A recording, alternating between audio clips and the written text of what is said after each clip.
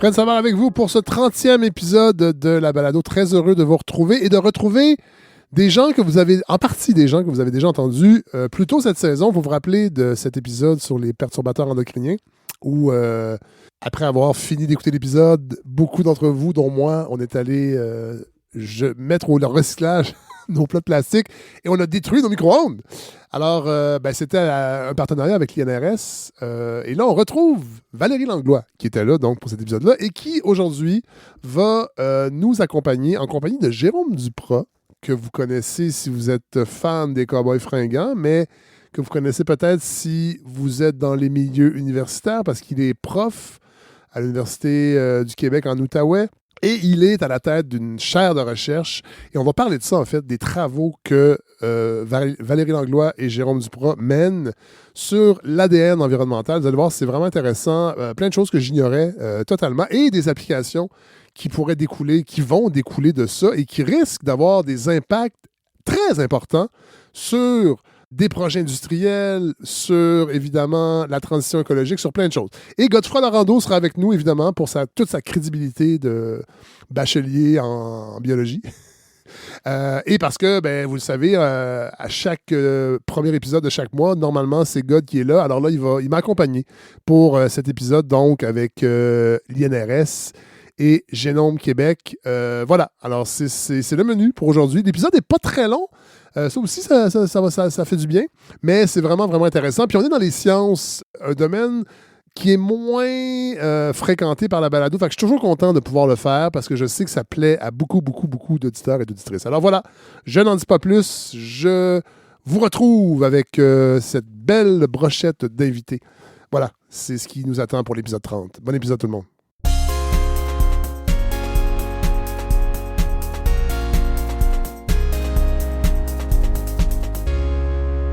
Bonjour! Valérie Langlois, encore à la balado? Et oui, ça me fait plaisir de revenir. Ben oui, je sais, vous savez, vous payez très cher pour être ici.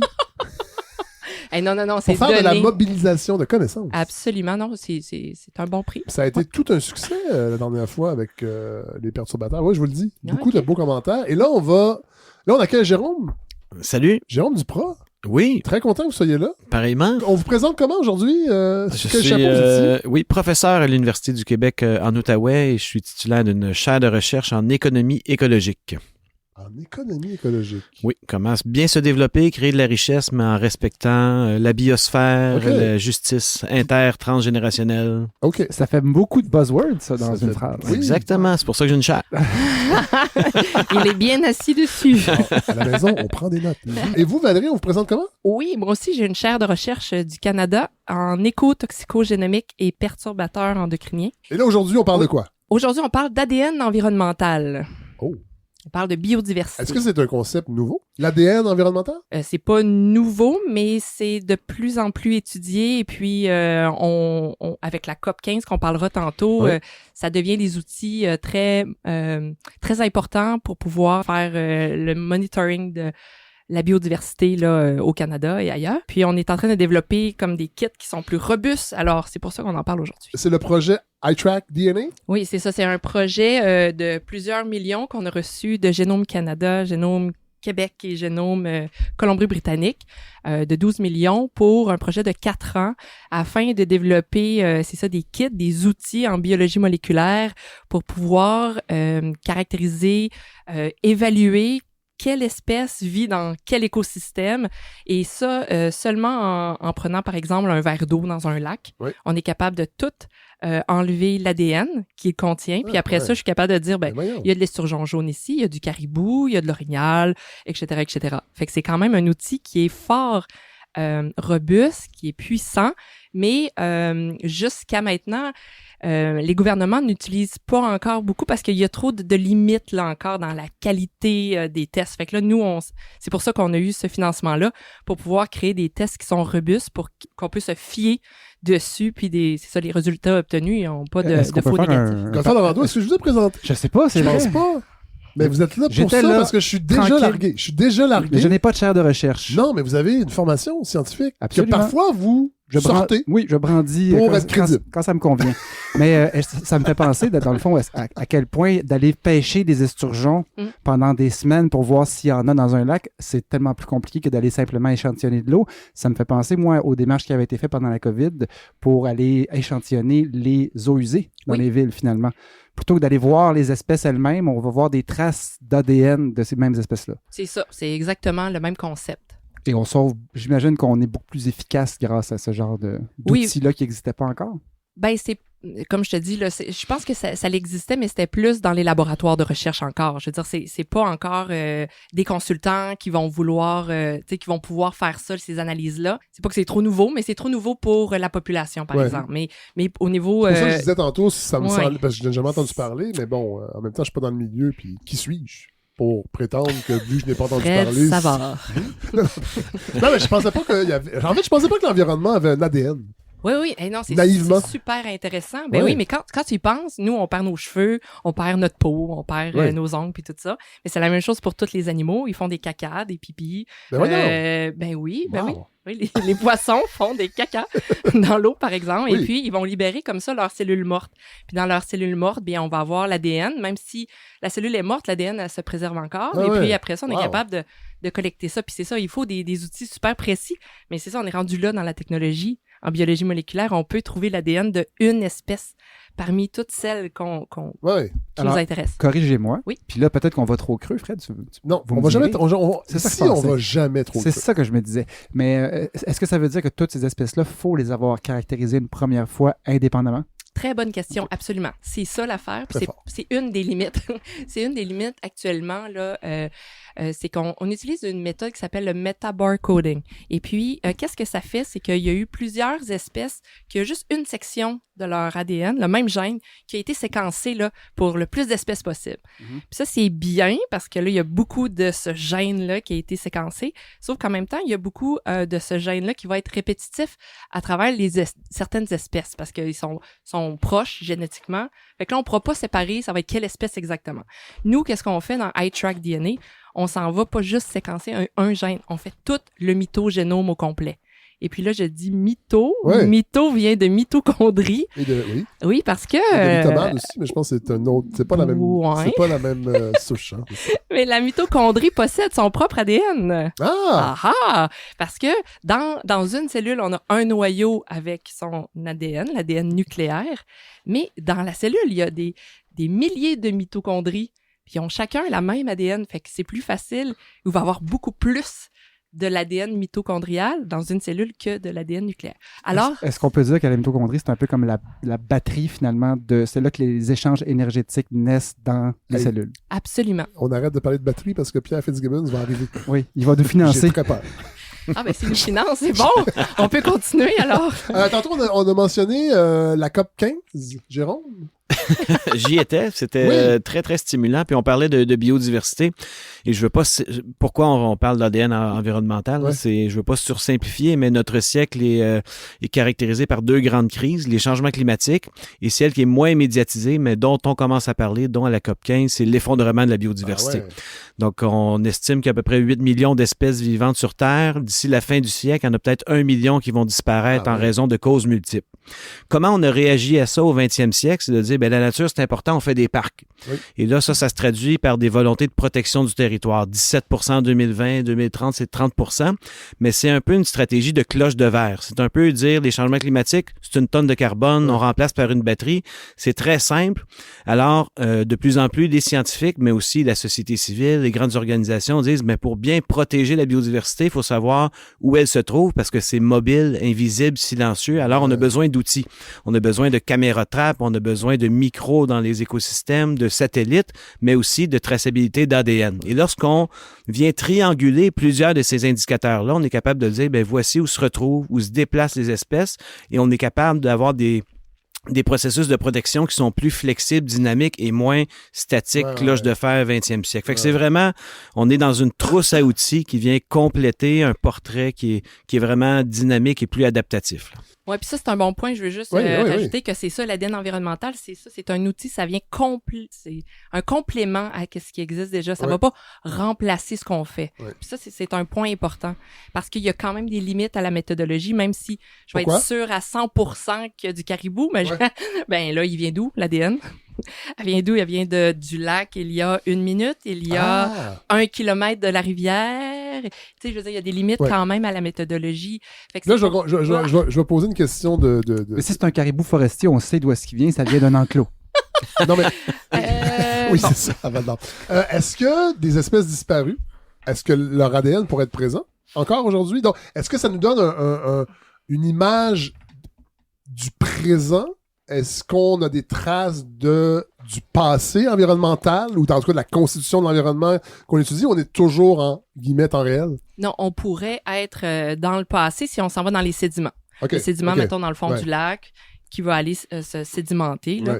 Fait que là, on pourrait. Mais là, on travaille toujours évidemment en colonne d'eau ou dans la rivière, ou sinon, sur les feuilles d'arbres, on peut prendre aussi l'ADN dans l'air, on peut prendre l'ADN du sol. Fait que ça nous aide à savoir que c'est plus... la temporalité est plus courte. Ça vient, c'est ça. Fait que, dépendamment des questions qu'on se pose, on peut ajuster. Grosso modo, on est de quelques semaines à peut-être quelques mois. C'est un portrait qui est assez fidèle à la réalité. Comme on dit en France, c'est un Polaroid actuel. Sure. Vous avez produit un film? Est-ce qu'on peut écouter un extrait? Oui, parce que j'ai une petite question. Lorsqu'on a notre échantillon d'eau, on le filtre. Sur le filtre, on peut isoler toute l'ADN qu'elle contient. Lorsqu'on cherche, par exemple, le caribou, on va avoir des outils moléculaires qui vont pouvoir aller chercher l'ADN du caribou dans notre échantillon. Le PCR, qu'est-ce qu'il fait? Un peu comme la COVID va chercher s'il y a de l'ADN de COVID. Bon, là, on va chercher l'ADN de caribou et puis le PCR va nous permettre d'amplifier la réponse jusqu'au temps que nous, les humains, puissions le voir. C'est beau l'économie minière, c'est beau l'économie forestière, mais à quel prix? À quel prix faut faire exploser le territoire? Est-ce qu'un arbre vaut la vie d'une espèce entière? Je crois pas. Jérôme Duprat, en tout début dans votre présentation, vous parliez d'économie. À qui, comme ce film-là, se destine à qui? L'intention, c'était vraiment d'expliquer en 7 minutes qu'est-ce qu'est l'ADN environnemental, comment on la mesure, puis à quoi ça peut nous servir. Par exemple, puis l'exemple qui a été le portrait dans le petit film, c'est par exemple si on a une mine qui va se construire, on pourrait utiliser l'ADN environnemental avant qu'elle se construise. On peut faire un suivi de toute la biodiversité. Après ça, pendant qu'elle est en fonction, on peut continuer à faire des suivis avec cet outil-là. Puis lorsqu'elle ferme, on peut continuer à voir. Fait que ça peut nous permettre de réaliser si on est en perte de biodiversité, si on est en changement. C'est plus dans ce sens. Je veux dire, moi, une société, c'est une question d'arbitrage. On a besoin de se développer. On veut de l'industrie forestière, on veut de l'agriculture, on veut du développement résidentiel, on veut conserver nos écosystèmes. Et présentement, on navigue à l'aveugle parce qu'on connaît très, très mal notre territoire. Puis, un bon exemple, c'est la filière batterie. On parlait de batterie tout à l'heure, mais le projet Nordvolt, c'est le premier de 46 de ces projets de la filière. Puis là, on le met sur un site dont on connaît très mal la caractérisation écologique, l'importance du positionnement dans l'espace. Quand on parle de la connectivité écologique à Montérégie, qu'est-ce que ce site-là va faire? Donc, si on n'a pas d'informations, à chaque fois, on vient recréer le même débat.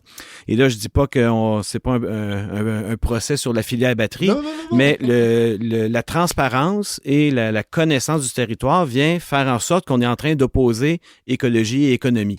Et l'information nous donnerait un choix ici de prendre des décisions plus éclairées. Je voulais juste que ça nous permette d'expliquer votre démarche, je pense, et de comprendre qu'est-ce qu'on fait avec tout ça. Oui, puis c'est ça. Quand on veut caractériser un écosystème, souvent, on est en recherche d'espèces à risque ou des espèces rares ou des espèces invasives, dépendamment des questions de recherche. Mais ça, l'ADN environnemental peut nous permettre de trouver ça. Parce que, tu sais, je veux dire, sinon, comme biologiste, tu vas rester tout un été à chercher, je sais pas, la rainette quand tu la trouveras peut-être pas.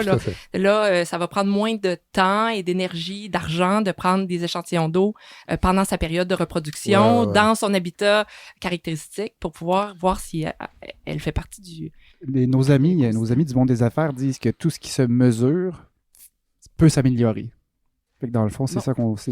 tant qu'à parler de biodiversité en général, ben là, c'est que tu es capable d'aller caractériser avec des outils pas trop chers, j'imagine, pour comparer à planter 3-4 biologistes à la recherche de grenouilles pendant un été de temps. Je vais donner un exemple d'utilisation financière de l'ADN environnemental. Quand on parle de biodiversité, on a besoin des gouvernements pour faire les bonnes lois, de où protéger, quoi faire.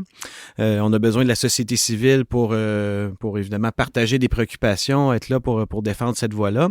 Et actuellement, si on veut renverser la tendance de l'effondrement de la biodiversité, il faut non seulement protéger 30-40% du territoire, mais il faut aller en restauration écologique. Il faut restaurer 30% de nos écosystèmes. Et pour ça, il n'y a pas d'argent au gouvernement pour le faire. On a besoin de mobiliser la finance durable. Les financiers sont là, ils ont des sous, mais lorsqu'on est, par exemple, un fonds de pension, on dit, je suis prêt à investir, mais j'ai des commettants dont la retraite dépend de moi. Ça me prend un minimum de rendement. Donc, je peux investir dans la protection, la restauration de la biodiversité, mais il faut me donner un actif financier. L'actif financier en changement climatique, c'est le crédit carbone. Donc, je vais investir pour décarboner l'économie. Il y a 30 ans, le carbone, c'était une vue de l'esprit. Aujourd'hui, ça vaut 75-150 $ la tonne. Comment faire la même chose avec la biodiversité? On a besoin de définir un actif financier et les protocoles internationaux nous disent qu'on a besoin de regarder un territoire avec un minimum de 5 indicateurs qui vont nous permettre de le suivre dans le temps. Au temps 0 et au temps 1, j'ai amélioré de 30% la constituante biodiversité et ça a une valeur. Et l'ADN environnemental donne un des piliers fondamentaux de ça. Donc, pour nous, c'est non seulement une piste pour connaître le territoire, pour empêcher des projets, mais c'est aussi la façon de mobiliser des capitaux pour transformer une économie qui détruit la nature à une économie qui protège, qui restaure, qui aménage correctement le territoire. Est-ce qu'on est en train de s'imaginer une bourse de la biodiversité? D'ici 5 ans, ça existe. Mais il y a en fait, là, le défi, c'est d'éviter de la concentration des pouvoirs, c'est d'éviter des injustices, une colonisation verte. Moi, je pense que c'est important de mobiliser des capitaux dans la bonne direction parce que de façon pragmatique, on a besoin d'argent pour faire les projets, mais il y a évidemment des zones d'ombre, des dimensions éthiques, morales pour lesquelles, et c'est là que, comme scientifique, on a un rôle à jouer parce que la finance pour la finance, on est piégé avec ça et c'est ce qui a fait en sorte que notre système carbone marche mal. On a créé des super bons mécanismes, plein de crédits carbone, mais on est encore en train d'émettre beaucoup trop pour ce que la planète est capable de faire. Il fonctionne, en même temps, il ne fonctionne pas.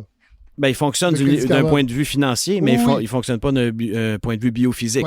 Voilà. Donc, ce qui était l'idée à l'origine. Oui, mais là, on doit refaire ce mécanisme-là, mais en ayant appris des erreurs de la question climatique, parce qu'on l'a quand même démarré en 97 à Kyoto. On est plusieurs décennies plus tard. Est-ce qu'on peut remettre ça sur les rails, mais en acceptant d'autres dimensions? On est à une époque aussi où c'est extrêmement remis en question, le crédit carbone, par nos amis du Parti conservateur canadien.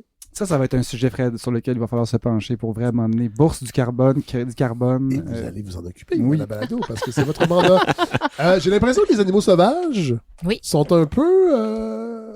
à part les chasseurs, j'ai l'impression qu'on s'y intéresse peu, en tout cas dans la société civile. C'est une super bonne question, Fred, parce que quand on a pensé à ce projet-là au début, ça a été très difficile de se trouver des partenaires intéressés aux animaux. Fait que là, je veux dire, à part les zoos, mais ils sont déjà comme en enclos. On parlait de cloche de verre tantôt, les zoos. Non, mais je veux dire, ils sont quand même importants, ils ont leur raison de vivre. Oui, on les salue. Ce que je veux dire, c'est que c'était pas facile. Ça m'a pris un an et demi à juste trouver des gens intéressés aux animaux, non seulement au Québec, mais aussi au Canada. Fait que oui, tu vas avoir peut-être faune et parc au gouvernement, mais sinon, c'est vraiment les premiers peuples qui sont ceux qui ont le plus d'intérêt pour ces animaux-là, les vertébrés qui vivent là, dans la forêt. Mais est-ce que ça dénote pas justement comment la biodiversité, c'est un concept qui est mal compris dans la société. C'est paradoxal parce que la biodiversité, c'est littéralement ce qu'on boit, ce qu'on mange, ce qu'on respire. Ouais. Puis même, c'est ce qui nous guérit ou ce qui nous expose à des maladies, les unes autres. Fait qu'on on est la biodiversité, mais c'est difficilement saisissable. Ouais. C'est des mécanismes complexes. Tu parlais tout à l'heure d'ADN, mais la biodiversité, c'est des espèces, des écosystèmes, des populations, des gènes. Ouais. C'est un petit peu la difficulté de mettre des carrés dans des cercles. Hein. On sait que c'est super important, mais après ça, donnons une valeur, donnons un bon règlement, puis c'est notre défi comme scientifique de traduire ça en politique publique, en quelque chose qui soit digeste et réconciliable. Ouais. Mais tu sais, on voit quand même beaucoup d'intérêt à essayer de remettre de la biodiversité dans les villes, de l'importance de remettre des arbres, remettre des plantes, laisser vos pissenlits, etc., pour attirer tout, puis de faire aussi des couloirs pour que les animaux se promènent dans la ville. Fait que tu sais, je pense que les gens sont là, il y a beaucoup d'intérêt. Est-ce que les élus sont à la même place? Ah ben, c'est de l'éducation, là. Les élus, ils changent, là, tout le temps. Il faut éduquer, là, le public et les élus. Ici, j'ai une question, explication de la QPCR. OK. Non, tu veux vraiment, je te compte ça là? Ben, OK, c'est parce parfait. que c'est dans votre plan de match, là. Oui, mais vous n'êtes pas obligé de poser toutes les questions Ben, à non, des pour vrai, moments si- quelconques. On voit des mots, on voit des lettres clés comme PCR. OK. Oui. Ouais, le Q, c'est pas celui que vous pensez. Franchement. Ça veut dire quantitatif. Fait que finalement, c'est une PCR qui est quantitative, qui va finalement... Mais c'est quoi une PCR? Une PCR, c'est ben là, c'est en anglais, là, Polymerase Chain Reaction. Vous savez qu'on n'est pas dans un congrès du PQ ici. On Non. peut parler anglais. Quoique Fred est soupe au lait lui aussi. Oui, ça c'est vrai. Ce que ça permet de faire, c'est qu'on est capable en biologie moléculaire de développer, on appelle ça des amorces, qui vont aller se lier dans un endroit très spécifique de l'ADN de chacune des espèces.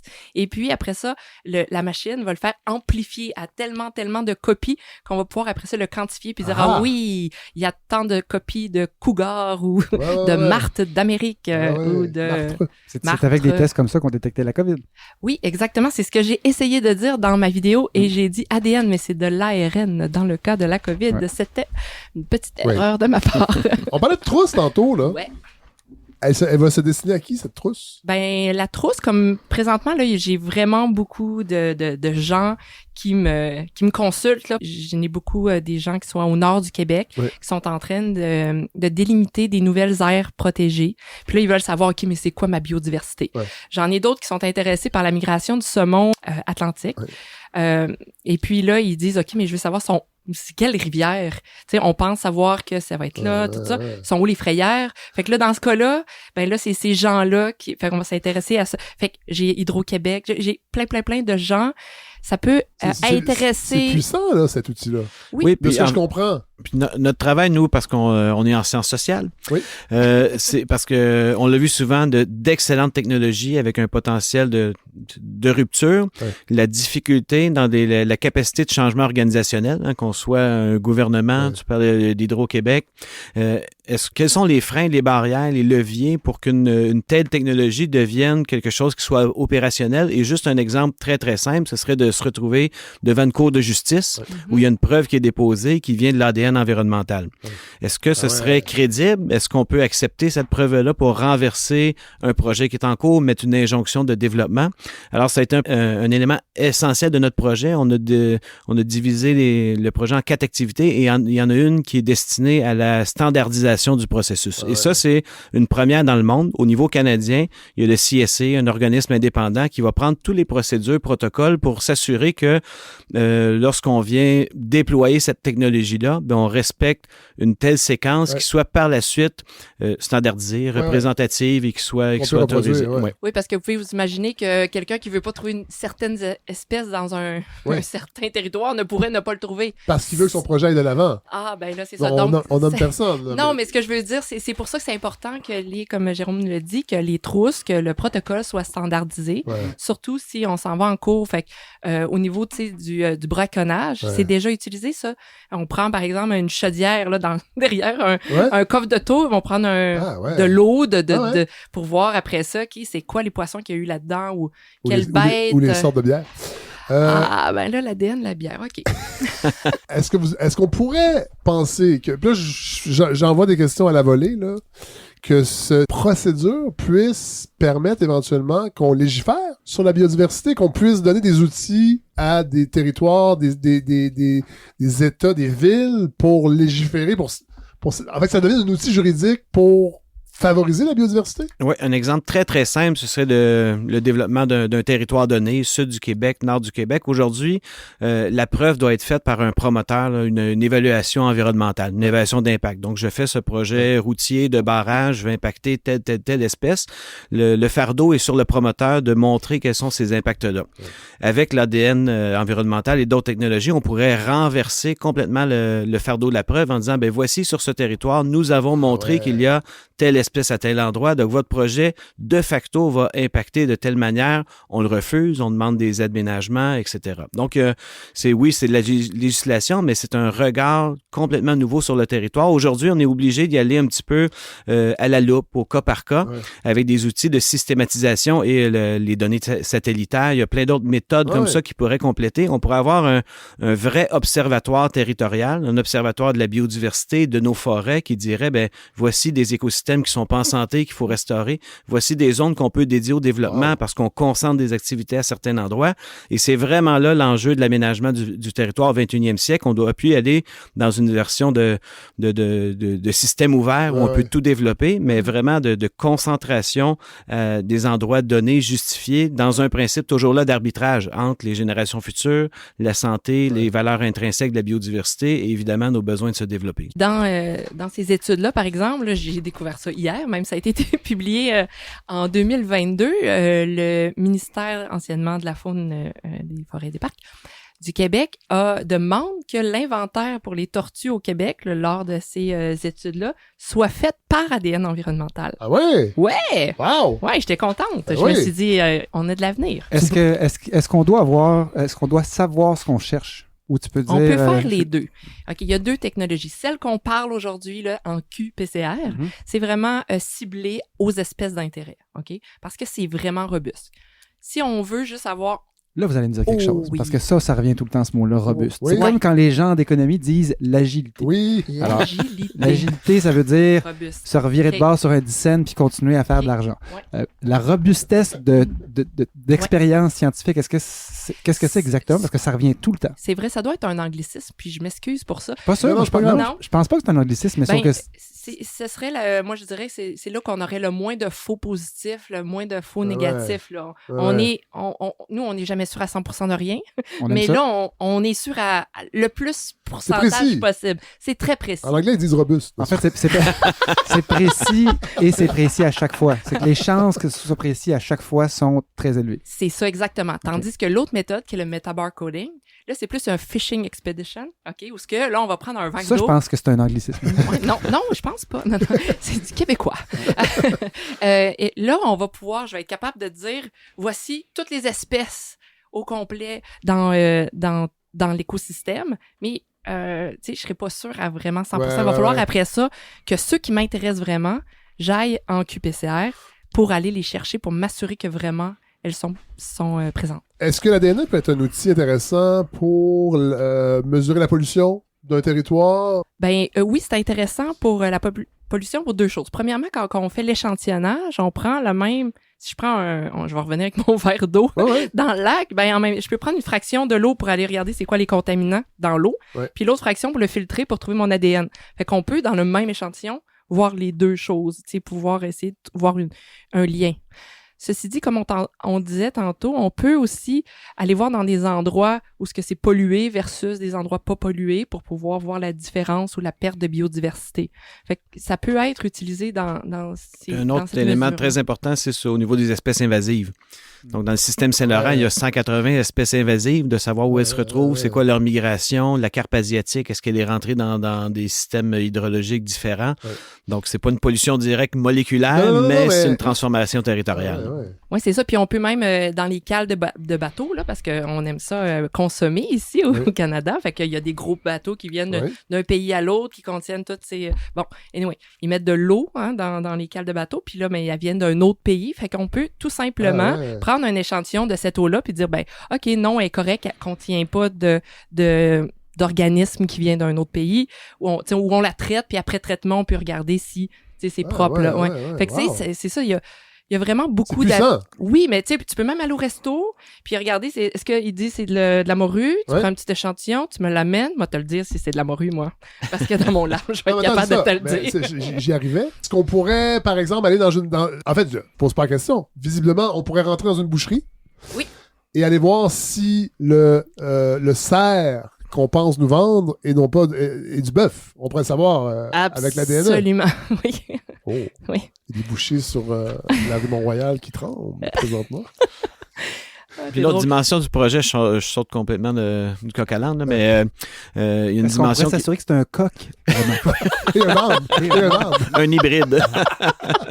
Mais c'est de travailler sur des drones. Valérie, vous parliez des verres d'eau pour aller chercher les différents échantillonnages, mais lorsqu'on est en territoire plus rural, reculé, puis on veut connaître ça, il n'y a pas nécessairement de chemin, comment s'y rendre. Donc, il y a tout un système de drones, d'automatisation, et on travaille avec des gens des Premières Nations aussi pour connaître nous on a une vue très scientifique occidentale, c'est à tel endroit dont on va aller chercher, mais on travaille aussi avec eux pour savoir dans les savoirs traditionnels où se trouvaient les routes de telles espèces et où on devrait aller voir si l'espèce se retrouve et comment ça peut changer avec les changements climatiques ou d'autres.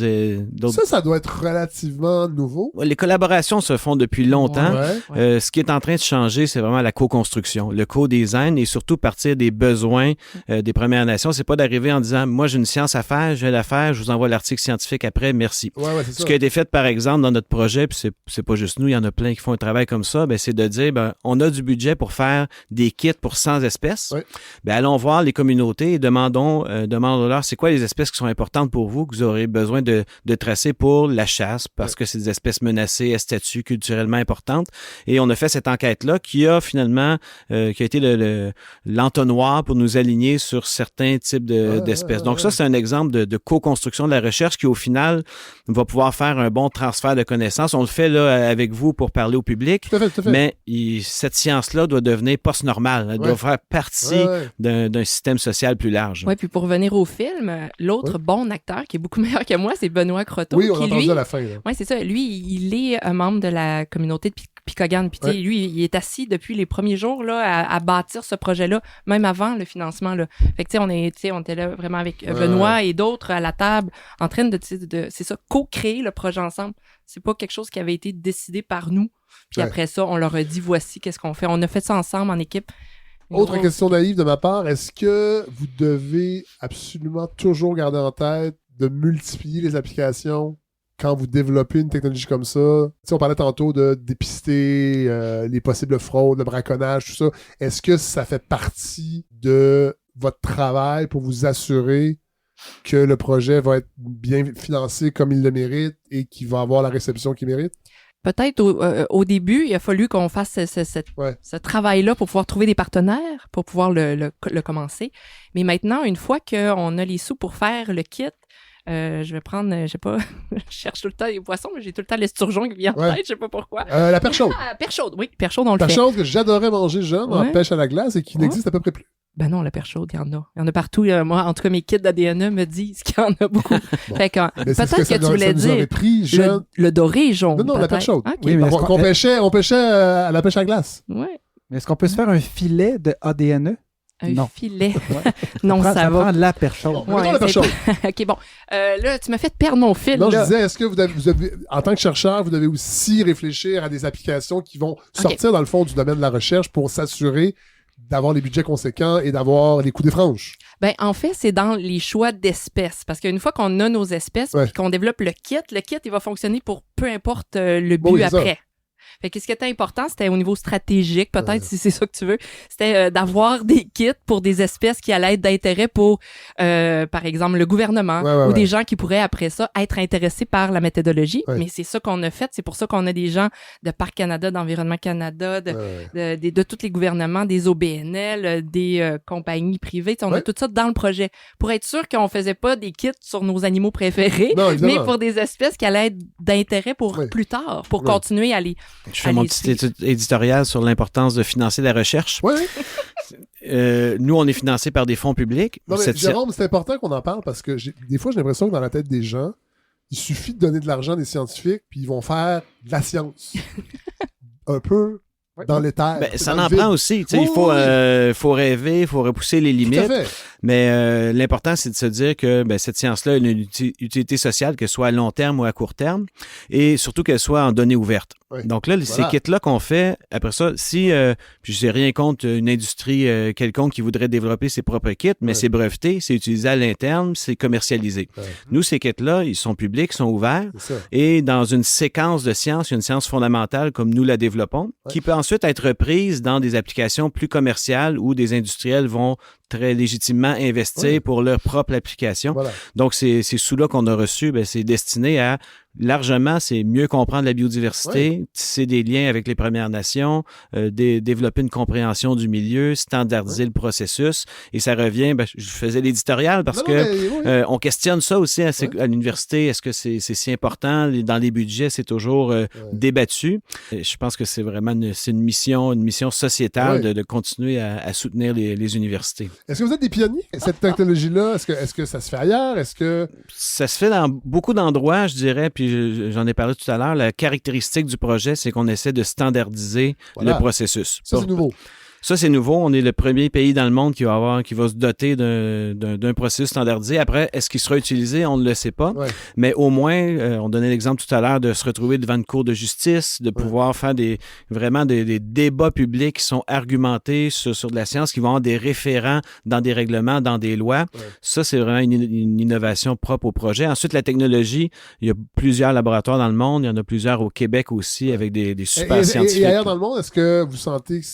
J'imagine que vous parlez entre vous. Vous avez des lieux, vous sentez un intérêt ou on observe ce qui est en train de se passer parce qu'il y a quelque chose d'intéressant là-dedans dans la standardisation, entre autres? Oui, absolument. Puis garde, je m'en vais en Espagne la semaine prochaine, dans 10 jours, pour aller justement enseigner tout ce qu'on tout ce qu'on a fait là, dans les 3 dernières années déjà du projet. On a créé aussi un cours, on n'en a pas parlé, mais on a toute une on peut le faire, aussi une partie de certification où on a développé, c'est ça, un cours à différents volets, mettons. Qui se destine à qui? Que ce soit les gens qui vont juste échantillonner sur le terrain, voici toute la méthodologie. Les gens qui vont analyser dans le laboratoire, voici toute la méthodologie. Les gens qui vont juste recevoir les données. Qu'est-ce que je fais, moi, avec non, présence, absence? Bon, OK, ben là, on va montrer. Puis après ça, les gens qui sont plus en gestion, c'est comment ça coûte, comment on gère ça. Fait qu'on a comme différents volets qu'on a construits. Puis là, c'est ça, je vais à Séville donner un cours où on a plein de gens à l'international se sont inscrits. On va donner le cours. On l'a donné l'année passée aussi à Dublin. Moi, j'ai hérité de la conférence à Drummond dans 10 jours. C'est ça. On voit la dynamique dans le projet. C'est ça. C'est votre bilan carbone est pas mal meilleur. Exact. Je vais en basic. C'est ça. Oui, c'est sûr qu'on peut pas réussir à tout être bon partout. Non. Ouais. Quand vous parlez de standardisation, est-ce qu'en réalité, on s'en va vous viser une espèce de saut pour dire voici, telle recherche a été faite avec la méthode ISO, je sais pas quoi? Ou est-ce que c'est ça qu'on a en tête quand on parle de standardisation? Le CSE, là, ça, c'est ceux qui font les normes pour nos réfrigérateurs, puis pour tout. Fait que c'est avec eux qu'on travaille. On a déjà fait 2 normes et puis on est en train de chercher le financement. Je parle en public là présentement. Et il nous manque à peu près 80 000 pour pouvoir payer pour le financement pour la 3e norme qui est vraiment sur c'est ça, comment faire l'échantillonnage, etc. Fait que pour que ça devienne standardisé. Dans les normes, on n'est pas en train de dire, tu sais, vous devez faire ça, mais on va expliquer, c'est très important de faire ça et pourquoi. Fait que là, ça donne aux gens la possibilité de comprendre l'importance de chacune des étapes, puis après ça, ils pourraient mettre le saut, genre, on a suivi telle méthodologie. Donc, dans le monde de la recherche, il n'y aura pas trop d'importance parce que si on veut faire une nouvelle démonstration, publier un article, on n'a pas besoin de standardisation. Non. Quand on est dans des projets qui ont un impact social, qui ont une référence légale, ben là, ça va être important. Ben, ça va donner un poids supplémentaire. C'est les gens qui nous écoutent, qui aimeraient peut-être. Yes. Pourrait-il échantillonner? Absolument, oui, on peut faire ça. Là, comme je vous le disais, on en a plusieurs. Non, mais il y a des gens qui nous écoutent, ça peut être des élus de municipalités, de villages, de territoires ruraux, whatever. Là. Est-ce qu'on peut aller sur le panier bleu et en acheter? Non. Avant qu'il ferme. Non, c'est ça. Non, valérie.langlois@inrs.ca. Envoyez-moi un courriel et puis on va vous gérer ça, là, un projet. On va, de toute façon, mettre les liens dans l'infolettre. Je fais un aparté, là encore, sur l'importance de la science citoyenne. Oui. C'est bon. Non, ça. mais il y a quelques années, des collègues avaient lancé un projet Adopte un lac. C'était pour, Ouais, je me pour rappelle. monitorer les algues bleues et vertes dans les plans d'eau du Québec parce qu'il n'y a pas de capacité gouvernementale. On n'est pas capable de savoir quels lacs sont affectés ou non. Donc, on a besoin des gens qui sont près qui étaient près de ces lacs-là pour recevoir un petit kit par la poste pour prendre l'échantillon d'eau, l'envoyer au laboratoire. Donc, c'est vraiment c'est des mains, des bras qui sont capables d'aider à connaître le territoire. Fait que c'est vrai. C'est essentiel. On peut parler de drones, là, c'est beau de la technologie, mais au final, c'est vraiment les experts du terrain, ce sont des gens qui l'habitent. Là. Voilà. Hey, je pense que... On a Moi, fait j'ai une le tour. question, Fred. Vous couperez ou pas? Je vais l'enlever, ça. Tu m'énerves. Est-ce que vous imaginez un futur prochain dans lequel il y aurait Sans animaux. dans ça. des traces, tu sais, des traces de vos travaux dans les nouvelles, dans ce qu'on regarde aux nouvelles? Là, en ce moment, on en parle, c'est en laboratoire. Vous pensez à de la standardisation, il y a des congrès, mais est-ce qu'on peut s'imaginer que notre public, ceux qui écoutent la balado, puissent aux nouvelles voir des traces de cette science? oui, J'en parlais absolument. tout à l'heure, la filière batterie, Nordvolt, Ouais. on déchire nos chemises sur la place publique pour le petit blongeau, des questions de biodiversité. Fait qu'on est à un pas de pouvoir utiliser Est-ce que ces les technologies. élus, j'imagine que c'est bien beau mettre développer des outils comme les vôtres. Mhm. Il faut que les élus les comprennent, aient envie de les utiliser. Il Mhm. faut que ça fasse son chemin vers les officines. Yep. Est-ce que ça, vous l'avez en tête? Est-ce que c'est une difficulté auquel vous avez réfléchi? Parce que j'imagine qu'il y a cet enjeu-là aussi. On a bien beau de développer les bons outils. Si les élus embarquent pas, ben ces outils-là, ils vont rester un peu en vase clos. Ben, en tout cas, je peux te dire que c'est ça, environnement, au ministère de l'Environnement, Ouais. là, Faune Parc du Québec, ils sont en train d'utiliser ça. Ils Bon. sont au courant. Puis on travaille ensemble pour justement que ça devienne de plus en plus inclus là, Ouais. dans les études de cas ou peu importe. Là. Parce que je pense à Territoire. Nordvolt qu'il y a quand même une dimension politique qui, des fois, escamote souvent. On est Des prêt à plans de mettre 7 milliards dans une usine, mais on ne met pas les sous conséquents pour Voilà. connaître notre territoire. Voilà, c'est ça. Donc, tantôt, vous parliez de est-ce qu'il y a un appel politique, une oreille? Oui, il y en a une, Ouais. mais est-ce qu'elle est du même calibre? Est-ce qu'elle a la C'est même ça. échelle de gouvernance que d'autres priorités? Non. Voilà. Ça, c'est la réponse. Hey, merci, Jérôme Duprat. Merci. Merci Merci à vous, d'être venu, c'était très agréable. Merci. Puis Valérie et God, nous, on va se retrouver dans un mois Oui, pour absolument. un autre épisode Ah oui. sur les pesticides, je crois. Oui, je vous aime Je pensais tellement, que je c'était reviens. fini. Je pensais que c'était fini, les pesticides. On va en parler. OK. Hey, merci.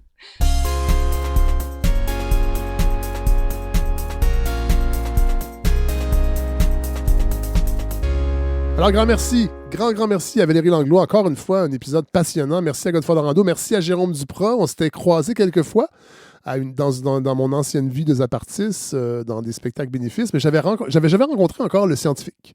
Alors, merci Jérôme. Très, très belle rencontre. On va terminer en musique, bien sûr. Là, je vous écœure plus après avec les Talking Heads. Mais j'ai encore passé la semaine à en écouter. Puis il y a une chanson des Talking Heads qui est tellement, je trouve, dans la thématique qu'on a abordée aujourd'hui, évidemment pas de l'ADN environnemental, mais c'est cette chanson, Nothing But Flowers, que j'ai mentionné rapidement la semaine dernière sur le dernier album, l'album Naked, une chanson que je me rappelle avoir dansé là-dessus à l'Alcatraz à Drummondville, un bar qui n'a pas duré longtemps. Alors, si jamais vous étiez là, cette journée-là où Nothing But Flowers a joué, écrivez-moi! Mais voilà, ça me rappelle encore, j'avais peut-être 17 ans, ça me rappelle cette belle époque. Et c'est une chanson qui est vraiment très David Byrne, là, le chanteur des Talking Heads, parce que, dans le fond, elle inverse un peu la situation actuelle, c'est-à-dire qu'il découvre un endroit où la civilisation a disparu au profit de la nature. Et il est un peu inquiet dans son ton, dans sa façon de chanter, vous allez voir. Et il y a Johnny Marr, pour les fans de Smith, il y a Johnny Marr qui joue de la guitare et vous allez, sachant ça, bien reconnaître la façon de jouer très, très unique de Johnny Marr.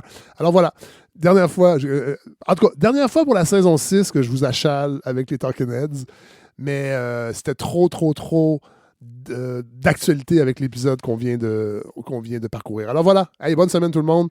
Déjà très hâte de vous retrouver la semaine prochaine.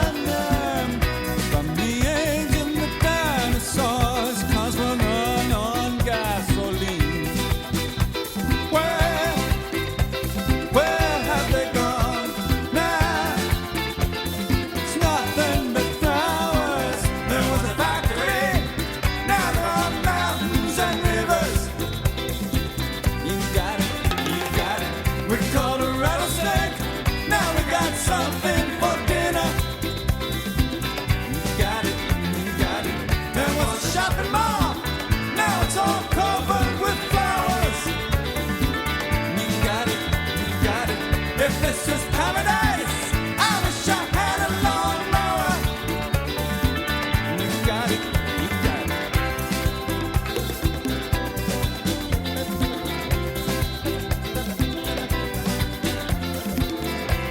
Years ago, I was an angry young man, and I'd pretend that I was a billboard standing tall by the side of the road. I fell in love with the beautiful highway. This used to be real estate, now it's only fields and trees.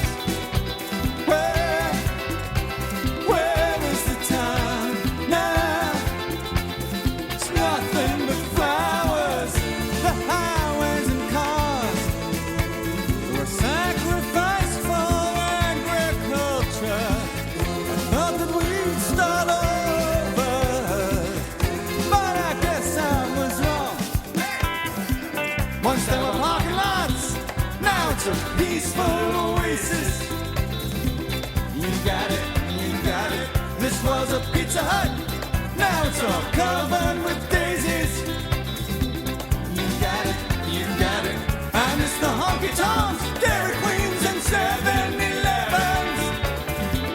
You got it, you got it. And as things fell apart, nobody paid much attention. You got it,